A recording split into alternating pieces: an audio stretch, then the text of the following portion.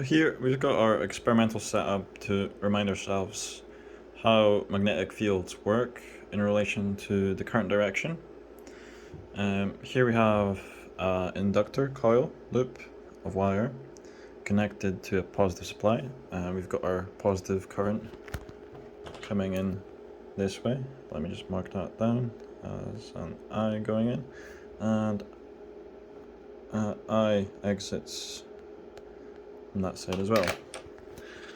And here we've got a magnet that currently self-positions itself between north and south. North being indicated by the glob of blue tack attached to it, and south is obviously that way, and that's just aligning itself with the magnetic poles of the Earth.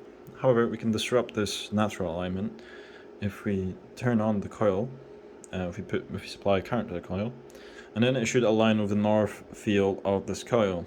And I've annotated here some lines to sort of illustrate how the magnetic field is distributed and what it looks like.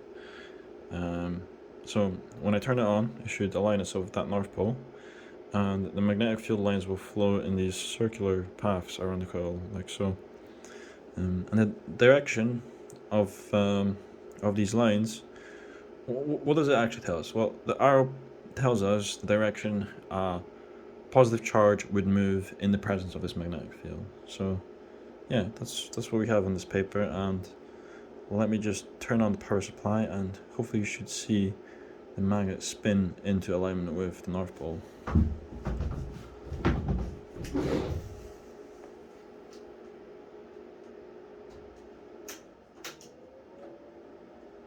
Oh, you've seen it wobble there, which caused it to wobble out of frame, but let's try this again.